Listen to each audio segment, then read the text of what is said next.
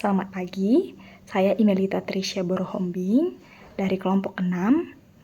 Kali ini akan membahas mengenai pakaian Melayu. Dalam kesempatan kali ini, kami akan membahas mengenai pakaian Melayu, filosofi pakaian Melayu, fungsi dari pakaian Melayu, jenis-jenis pakaian Melayu, dan pakaian tradisional Melayu, dan pentingnya pakaian Melayu. Baiklah, pada kesempatan kali ini saya akan membahas mengenai materi yaitu pakaian Melayu dan filosofi pakaian Melayu. Yang dimana pakaian Melayu merupakan itu manifestasi nyata dari peradaban Melayu yang telah berkembang selama berabad-abad.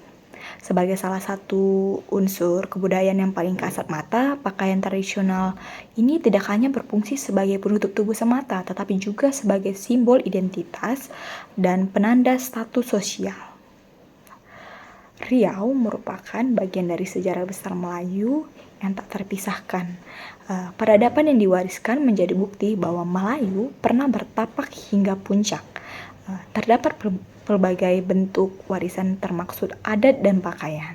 Dalam konsep Melayu, pakaian sebagai budaya harus sesuai dengan adat dan syarak. Untuk pakaian dibedakan menjadi pakaian sehari-hari, pakaian resmi, dan pakaian tidak resmi. Nah, untuk selanjutnya yaitu filosofi pakaian Melayu, yang dimana pakaian Melayu merupakan cerminan dari falsafat hidup masyarakat yang berlandasan pada konsep adat bersendikan syarak bersendikan kitabullah, yang dimana filosofi ini terwujud dalam 7 prinsip dasar yang menjadi panduan dalam berpakaian menurut tradisi Melayu. Untuk prinsip yang pertama, yaitu konsep malu, di mana pakaian harus mampu menutup aurat sesuai dengan ketentuan Islam dan sebagai cerminan rasa hormat terhadap diri sendiri dan orang lain. Konsep ini diungkapkan dalam pepatah yang mengatakan bahwa berpakaianlah hingga orang tahu bahwa engkau bermalu. Untuk prinsip yang kedua yaitu tahu diri, yang dimana menekankan pentingnya mengenakan pakaian sesuai dengan status, usia, dan situasi. Contohnya itu seorang pemuda tidak mungkin mengenakan pakaian orang tua, dan sebagaimana rakyat biasa tidak layak memakai pakaian yang hanya pantas dikenakan oleh kaum bangsawan. Untuk prinsip yang ketiga yaitu tunjuk ajar, yang dimana setiap unsur pakaian itu mengandung makna dan pelajaran hidup. Contohnya motif bunga cengkeh yang pada tanjak misalnya melambangkan keharuman budi pekerti yang harus dimiliki oleh pemakainya. Selanjutnya yaitu prinsip keempat, mengekalkan Melayu, di mana pakaian berfungsi sebagai penanda identitas budaya. Lalu prinsip yang kelima yaitu menegakkan tuah, yang dimana mengajarkan bahwa pakaian yang baik akan mendatangkan keberuntungan. Dan prinsip yang keenam yaitu membangkitkan marwah, yang mana menekankan bahwa pakaian yang pantas akan mengangkat martabat pemakainya. Lalu yang ketujuh, prinsip yang ketujuh yaitu menolak bala, meyakinkan bahwa pakaian yang sesuai syariah akan melindungi diri dari malapetaka. Menolak bala dilihat dari berbagai lambing, alat, dan kelengkapan pada adat itu sendiri. Dengan menggunakan pakaian yang sesuai syariah, maka seseorang Melayu terhindar dari dosa dan petaka dunia akhirat. Demikian materi yang saya sampaikan. Untuk materi selanjutnya akan dibahas oleh teman saya. Baiklah, selanjutnya saya akan menjelaskan tentang fungsi pakaian Melayu. Yang pertama, pelindung diri dari aib atau syarak. Yang kedua, sebagai identitas budaya dan tradisi. Yang ketiga, menunjukkan status sosial dan kedudukan seorang Melayu. Yang keempat, menggambarkan nilai-nilai keislaman dan kemelayuan. Yang kelima, sebagai simbol kesopanan dan kesantunan.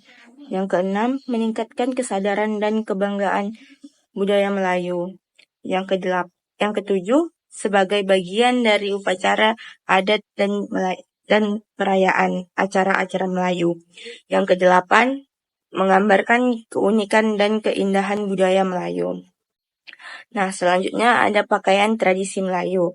Pakaian tradisi Melayu ini yang pertama mengandung status sosial dan nilai budaya dalam masyarakat.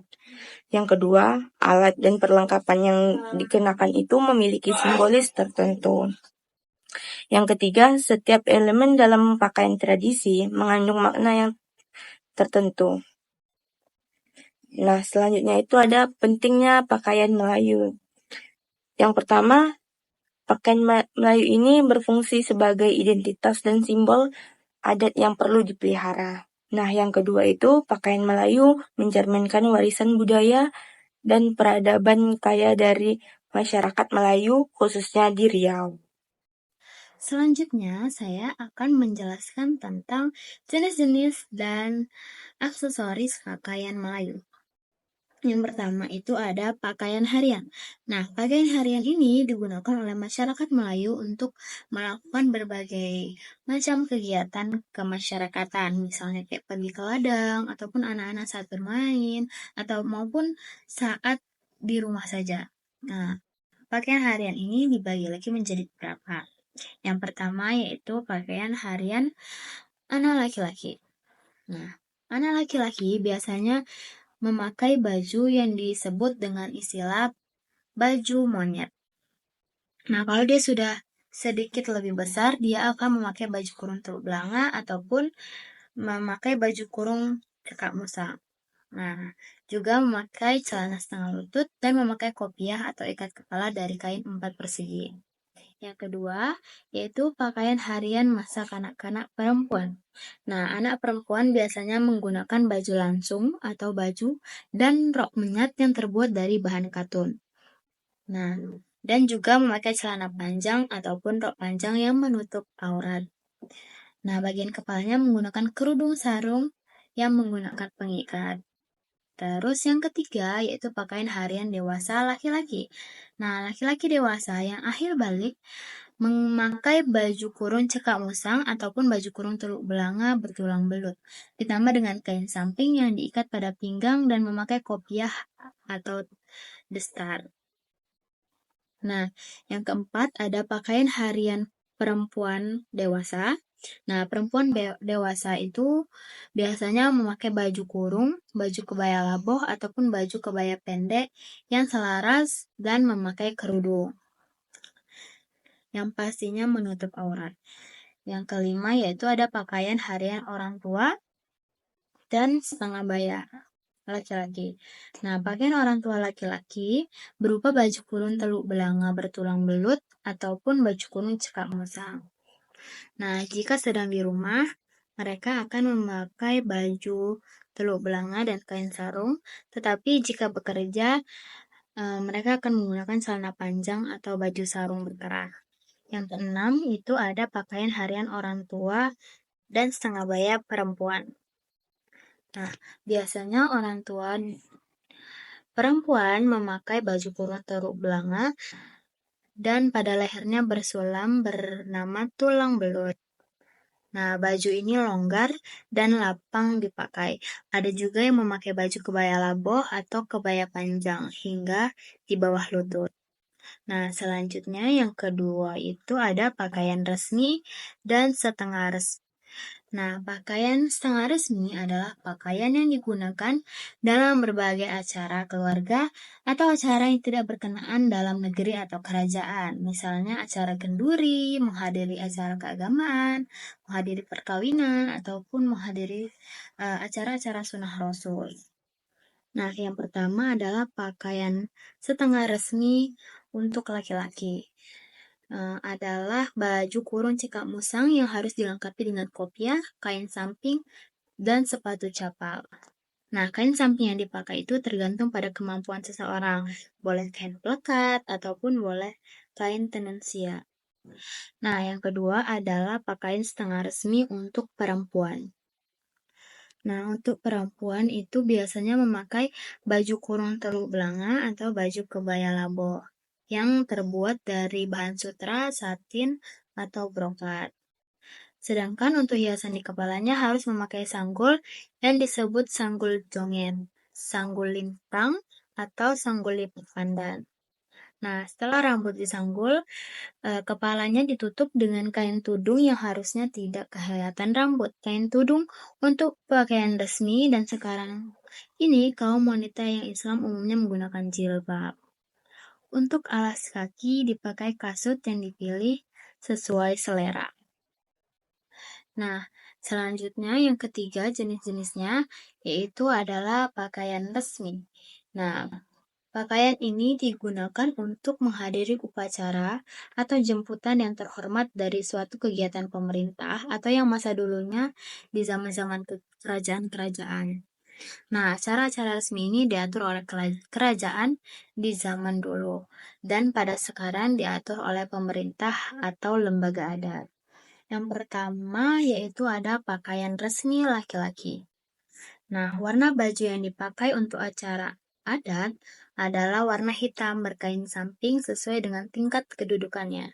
Setelan kuning dan setelan hitam adalah kain yang dipakai untuk sultan atau pemimpin negeri.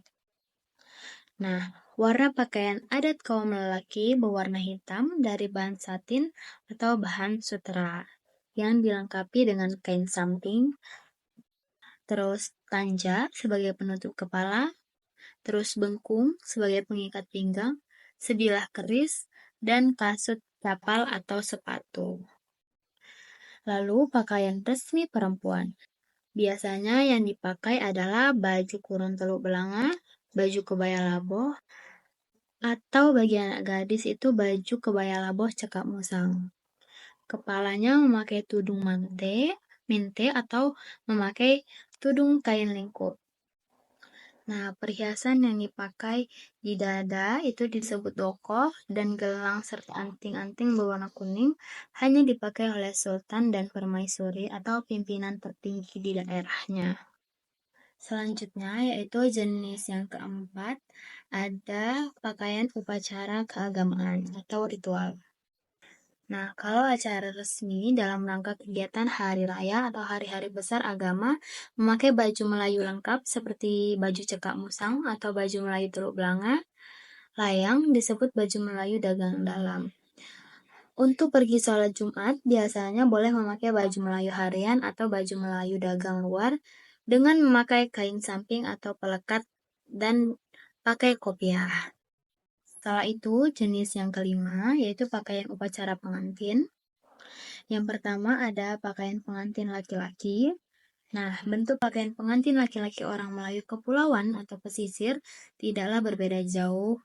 Bentuk bajunya berupa baju kurung cekak musang ataupun baju kurung teluk belanga yang dilengkapi dengan dastar berbentuk mahkota dan ada kalanya pengantin memakai tanja. Setelah itu memakai sebai di sebelah bahu kiri, memakai kain samping dengan bunga kain ke depan, pakai bengkung, terus pakai keris, pakai kalung panjang di lehernya pertanda ikatan keluarga, membawa sirih lelat, pakai kasut capal ataupun sepatu kulit. Nah, yang kedua itu ada pakaian pengantin perempuan. Nah, pakaian pengantin pada acara akad nikah berpakaian baju kurung teluk belanga ataupun baju kurung kebaya laboh. Kepalanya ditutup dengan hiasan serta memakai tudung mente. Sedangkan dada diberi perhiasan dokoh bertingkat, pakai pending, pakai sebai di kanan, dan duduk di kamar pengantin. Selanjutnya, jenis baju yang keenam yaitu ada baju cekak musang. Nah, baju ini tuh mirip dengan baju kurung teluk belanga, hanya saja perbedaannya ada di lehernya. Nah, biasanya leher baju kurung cekak musang ini dibuat dengan kolar yang hanya sejari lebarnya. Pada kolar kecil ini diletakkan kancing yang diikuti dengan 2 atau 3 butir lagi pada penurunan lubang lehernya. Kolar itu kelihatan berdiri di sekeliling leher dan pada bagian depannya tertutup seperti baju gamis. Nah, setelah itu yang ketujuh ada jubah, yaitu baju lengan panjang yang setengah lengan atau sampai ke pergelangan tangan. Nah, bagian bawahnya panjangnya bisa sampai ke pertengahan betis yang terbuat dari kain tebak. Nah, jubah ini biasanya dipakai oleh tuan guru, syekh, imam masjid, khotib, dan bilal atau orang-orang yang telah menunaikan haji. Setelah itu ada kasa, yaitu sejenis kain putih yang tenunannya jarang-jarang.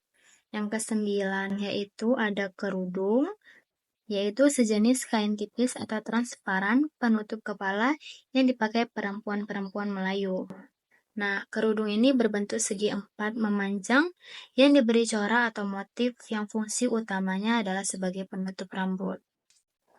Setelah itu, yang ke-10 ada lampin, yaitu kain pembalut untuk bayi atau anak kecil. Lampin merupakan bagian dari kain bedung. Biasanya 4 persegi berwarna putih yang dipasangkan kepada bayi untuk menyerap air kencing, menggantikan fungsi celana. Setelah itu yang ke-11 ada sarung, yaitu kain panjang berukuran kurang lebih 2 meter, yang kedua ujungnya dijahit. Nah, lebar kain ini biasanya cukup untuk menutup bagian perut hingga ke mata kaki. Yang ke-12 yaitu ada selendang, yaitu kain yang terbuat dari sutra atau katun yang dikenakan dengan menutupi kepala dan kedua ujungnya menjuntai di dada, atau salah satu ujung menjuntai di dada dan ujung satunya diselempangkan di bahu. Yang ke-13 itu ada serban, yaitu penutup kepala yang digunakan oleh laki-laki. Biasanya berupa kain putih lembut dan jarang tenunannya, dan dipakai menutupi kepala dan rambut, atau biasa juga disebut dengan turban. Yang ke-14 yaitu ada songket, yaitu kain tenunan tradisional yang dibuat dengan corak atau motif yang indah dan beraneka ragam. Digunakan dengan menggunakan benang dari kapas, benang-benang perak, emas, dan lain-lain. Nah, kain songket biasanya dipakai untuk perlengkapan pakaian tradisional. Yang ke-15 yaitu ada baju kurung teluk belanga. Nah, baju ini biasanya digunakan untuk bagian laki-laki yang ciri-cirinya adalah labuhnya paras punggung, cekal lehernya halus, bercoket 3, dan potongan badannya longgar. Nah, yang terakhir ada tanja, yaitu sejenis tutup kepala atau destar. Dipakai sehari-hari atau pada saat peristiwa tertentu seperti yang dianjurkan, misalnya pada majelis perkawinan, sunat rasul, hari raya, dan lain-lain. Nah, tanja ini ada bermacam-macam.